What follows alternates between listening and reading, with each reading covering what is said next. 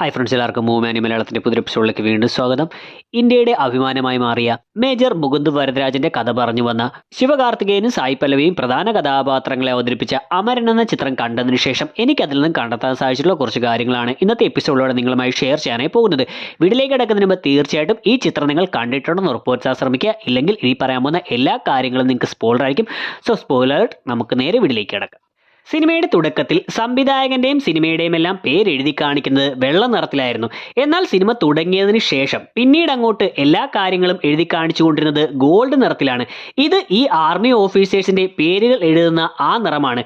പിന്നീട് സിനിമ അവസാനിച്ചതിന് ശേഷം തുടക്കത്തിലെ പോലെ വീണ്ടും സംവിധായകന്റെ മറ്റും പേരുകൾ എഴുതി കാണിക്കുമ്പോൾ അവിടെ വെള്ള നിറത്തിന് പകരം ഈ ഗോൾഡ് നിറത്തിലേക്ക് മാറിയിരിക്കുന്നതായി കാണാം. സോ സിനിമയുടെ തുടക്കത്തിൽ ഇന്ദുവിന്റെ അച്ഛനാണെങ്കിലും മുകുന്ദന്റെ അമ്മയാണെങ്കിലും മുകുന്ദ് പട്ടാളക്കാരനാകുന്നത് ഇഷ്ടപ്പെട്ടിരുന്നില്ല. എന്നാൽ സിനിമയുടെ അവസാനം എത്തുമ്പോൾ മകൻ പട്ടാളക്കാരനായതിൽ എല്ലാവരും അഭിമാനം കൊള്ളുന്നുമുണ്ട്. അതുപോലെയാണ് സിനിമയുടെ അവസാനത്തിൽ പട്ടാളക്കാരെ ഓർത്ത് എല്ലാവരും അഭിമാനം കൊള്ളുന്നു എന്ന പോലെ തുടക്കത്തിൽ വെള്ള നിറത്തിൽ കാണിച്ചിരുന്ന എല്ലാ പേരുകളും അവസാനത്തിലെത്തിയപ്പോൾ ആ ഗോൾഡ് നിറത്തിലേക്ക് തന്നെ മാറിയത്. സിനിമ തുടങ്ങുന്നത് ഇന്ദു പ്ലെയിനിൽ യാത്ര ചെയ്യുന്നത് കാണിച്ചുകൊണ്ടാണ്. സിനിമയുടെ അവസാനത്തിൽ ഈ യാത്ര മുകുന്ദിന്റെ മരണാനന്തര ബഹുമതി മേടിക്കാനായിരുന്നു എന്ന് കാണിക്കുന്നുണ്ട്. ആ ചടങ്ങ് നടക്കുന്നത് ജനുവരി 26 റിപ്പബ്ലിക് ഡേയിലാണ്. സോ സിനിമയുടെ തുടക്കത്തിൽ പ്ലെയിനിൽ യാത്ര ചെയ്തുകൊണ്ടിരിക്കുന്ന ഇന്ദു ഒരു ഫോട്ടോ നോക്കുമ്പോൾ അവിടെ കൃത്യമായി 2015 ജനുവരി 26 തീയതിയാണ് ആ ഫോട്ടോ നോക്കുന്നതെന്ന് കാണിച്ചിരുന്നു. കൂടാതെ അവിടെ തന്നെ ഇന്ദു ഇത്തരത്തിലുള്ള ഫോട്ടോകൾ കണ്ടുകൊണ്ടിരിക്കുന്നത് ഇന്ദു ആ സമയത്ത് എഴുതിക്കൊണ്ടിരുന്ന ആ കാലഘട്ടത്തിൽ വളരെ ഫേമസ് ആയിരുന്ന ബ്ലോഗ് സ്പോട്ട് എന്ന വെബ്സൈറ്റിലൂടെയാണെന്നും കാണാം. ഇന്ദുവും മുകുന്ദുമായിട്ടുള്ള ഫ്ലാഷ് ബാക്ക് സീനുകൾ കാണിക്കുമ്പോൾ അവിടെ ഇന്ദുവിന് റാംവാക്ക് പേടിയാണ്, പകരം പെയിന്റിങ്ങോ കഥാകവിതാ മത്സരങ്ങളൊക്കെ ആയിരുന്നുവെങ്കിൽ ഓക്കെ ആയിരുന്നു എന്നെല്ലാം പറയുന്നുണ്ട്. ഇതുകൊണ്ട് തന്നെ ഇന്ദുവിന്റെ ഹോസ്റ്റലിലെ മുറി കാണിക്കുന്ന സമയത്ത് അവിടെ ഇന്ദുവിന്റെ ഈ താല്പര്യം പോലെ ഇന്ദു വരച്ചിട്ടുള്ള ഒരുപാട് പെയിന്റിങ്ങുകളും കൂടാതെ ഇന്ദുവിന് ഈ കവിതയോടെല്ലാം താല്പര്യമുള്ളതുപോലെ മ്യൂസീഷ്യനായിട്ടുള്ള AR റഹ്മാന്റെ ഫോട്ടോയും കൊടുത്തിരിക്കുന്നതായി കാണാം.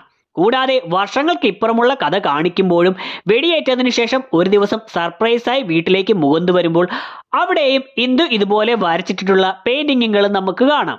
സിനിമയിലെ എനിക്ക് ഏറ്റവും ഇഷ്ടപ്പെട്ടത് ഇതൊരു റിയൽ സംഭവവുമായി ബന്ധപ്പെട്ട് വരുന്ന ചിത്രമായതുകൊണ്ട് തന്നെ ചിത്രത്തിലേക്ക് ഓരോരുത്തരെയും കാസ്റ്റ് ചെയ്തപ്പോൾ ആ റിയൽ ലൈഫിലുള്ള ആൾക്കാരുമായി 100% നീതി പുലർത്തുന്ന, അവരുമായി 100% സാമ്യതയുള്ള ആൾക്കാരെ തന്നെ സെലക്ട് ചെയ്തു എന്നുള്ളതാണ്. നായകനെയും നായികയും മാത്രമല്ല മുകുന്ദന്റെ അച്ഛനെയും അമ്മയെയും മകളെയും എല്ലാവരെയും കാണിച്ചിരിക്കുന്നത് ഇത്തരത്തിൽ വളരെ കൃത്യമായ കാസ്റ്റിംഗിലൂടെയാണ്.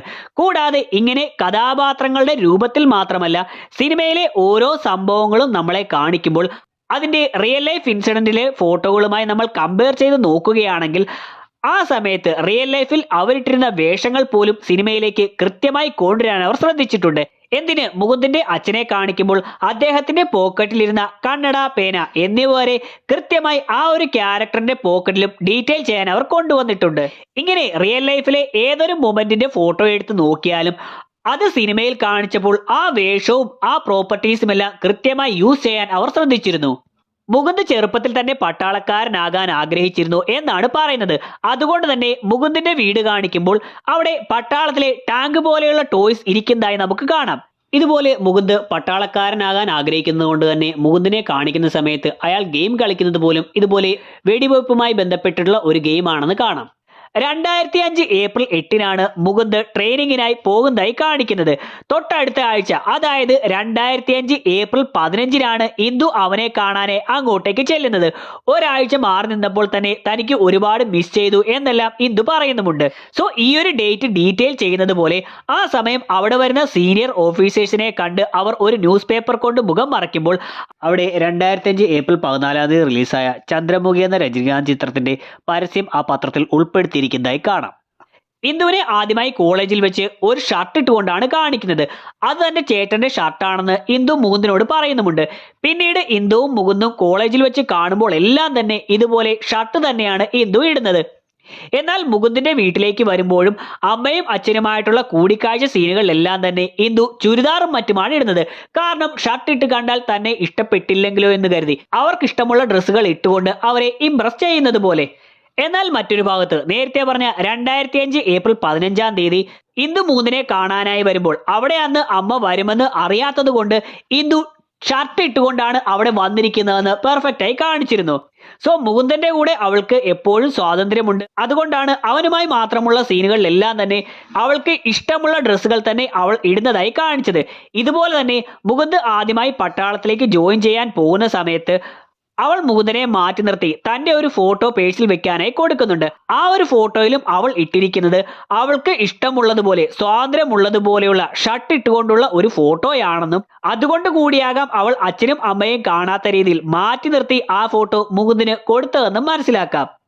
ഇന്ദുവിന്റെ വീട്ടുകാർ വിവാഹത്തിന് സമ്മതിക്കാത്തത് കൊണ്ട് ഇന്ദുവും മുകുന്ദുമായി കുറച്ചു കാലത്ത് അകന്നു കഴിയുന്നതായും ആ സമയത്ത് മുകുന്ദ് അവളെ ഫോൺ ചെയ്യുന്നില്ല എന്നെല്ലാം കാണിക്കുന്നുണ്ട്. സോ ആ സമയങ്ങളിൽ ഇവർ ഒന്നാകാൻ പോയതാണ്, എന്നാൽ ഒന്നാകുന്നില്ല, അവരുടെ വീട്ടുകാർ വിവാഹത്തിന് സമ്മതിക്കുന്നില്ല, അവർ ഒന്നാകാൻ സമ്മതിക്കുന്നില്ല എന്നെല്ലാം കാണിക്കുന്ന സമയം ഇന്ദു ഒരു പെയിന്റിംഗ് വരയ്ക്കുന്നതായും ആ പെയിന്റിങ്ങിൽ ഇതുപോലെ തന്നെ പരസ്പരം ഒന്നിക്കാൻ പോകുന്ന എന്നാൽ ഒരുമിക്കാൻ സാധിക്കുന്നില്ല, കുറച്ച് അകന്നു കഴിയുകയാണ് എന്നുള്ള അവസ്ഥയിലുള്ള രണ്ട് കൈകളുടെ പെയിന്റിംഗ് ആണ് അതെന്നും കാണാം. ഇന്ദുവിനെ ആദ്യമായി മുകുന്ദ് അമ്മയ്ക്ക് പരിചയപ്പെടുത്തി കൊടുക്കുന്ന സമയം ഇന്ദു ക്രിസ്ത്യാനിയാണ് എന്നുള്ളത് കൊണ്ട് അമ്മയ്ക്ക് കുറച്ച് എതിർപ്പുള്ളതുപോലെയെല്ലാമാണ് കാണിച്ചിരുന്നത്. എന്നാൽ ഇന്ദുവിന്റെ വീട്ടിൽ ഇങ്ങനെ മതത്തിന്റെ പേരിലുള്ള എതിർപ്പൊന്നും ഇല്ല എന്നും കാണിക്കുന്നു. സോ മുകുന്ദിന്റെ അമ്മയുടെ ഈ ഒരു സ്വഭാവത്തെ ഡീറ്റെയിൽ ചെയ്യുന്നത് പോലെ ഇവരുടെ വിവാഹം പള്ളിയിൽ വെച്ച് ക്രിസ്ത്യൻ രീതിയിൽ നടത്തുന്ന സമയം അവിടെ മറ്റുള്ളവരെല്ലാം സന്തോഷിച്ചു നിൽക്കുന്നതായും എന്നാൽ മുകുന്ദന്റെ അമ്മ മാത്രം സന്തോഷമില്ല നിൽക്കുന്നതായും കാണിക്കുകയും തിരിച്ച് ഹിന്ദു ആചാരപ്രകാരമുള്ള വിവാഹം നടക്കുമ്പോൾ മുകുന്ദന്റെ അമ്മയും അവിടെ സന്തോഷിച്ചു നിൽക്കുന്നതായും കാണിക്കുന്നു.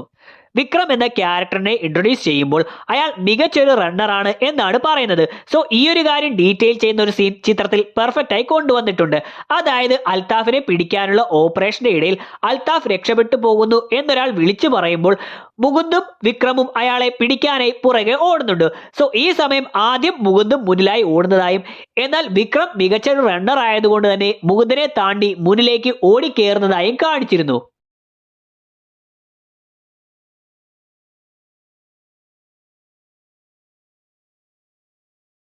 അൽത്താഫിന്റെ മരണത്തിന് ശേഷമാണ് ആസിഫ് വാനി എന്ന ക്യാരക്ടറിനെ നമ്മളെ എടുത്തു തന്നെ കാണിക്കുന്നത്. ലത്തീഫ് ഈ ക്യാരക്ടറിനെ പറ്റി പറയുകയും ഇയാളാണ് തങ്ങളെ പരിശീലിപ്പിച്ചത് എന്നെല്ലാം പറഞ്ഞുകൊണ്ട് ഈ ക്യാരക്ടറിനെ എടുത്തു തന്നെ കാണിക്കാൻ തുടങ്ങുന്നത്. എന്നാൽ അൽത്താഫിന്റെ മരണത്തിന് മുന്നേയുള്ള സീനുകൾ ശ്രദ്ധിച്ചാലും അവിടെയുള്ള എല്ലാ സീനുകളിലും തന്നെ ആസിഫ് വാനി എപ്പോഴും അൽത്താഫിന്റെ കൂടെ ഉണ്ടായിരുന്നുവെന്ന് അവർ കാണിച്ചിരുന്നു.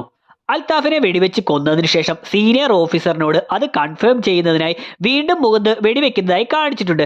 സോ ഈ സീനിൽ വളരെ കൃത്യമായ ഒരു കാര്യം അവർ ഡീറ്റെയിൽ ചെയ്തിട്ടുണ്ട്.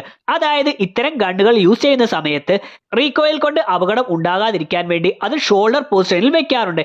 ഇല്ലെങ്കിൽ അത് തിരിച്ചു വന്നിടിക്കുകയും ഇഞ്ചുറീസ് ഉണ്ടാകാനും സാധ്യതയുണ്ട്. എന്നാൽ ഇവിടെ മുകുന്ദ് ഒറ്റ കൈ കൊണ്ടാണ് അൽത്താഫിനെ വെടിവെക്കുന്നതായി കാണിച്ചിരുന്നത്. സോ ഇത്തരം സീനുകൾ സിനിമകളിൽ കാണിക്കുന്ന സമയത്ത് അവിടെ ഇത്തരത്തിലുള്ള സേഫ്റ്റി ലോജിക്കൊന്നും നോക്കാതെ വളരെ സിമ്പിളായി ഒറ്റ കൈ കൊണ്ട് തോക്കെടുത്ത് വെടിവെക്കുന്നതായിട്ടെല്ലാമാണ് കാണിക്കുന്നത്.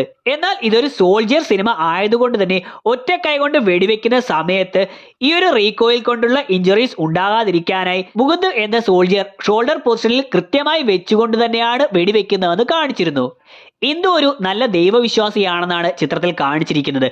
അമ്പലങ്ങളിൽ പോകുന്നതായും പ്രശ്നങ്ങൾ വരുമ്പോഴും മറ്റും ജീസസിന്റെ ശില്പത്തിന് മുന്നിൽ പ്രാർത്ഥിക്കുന്നതായും കാണിച്ചിട്ടുണ്ട്.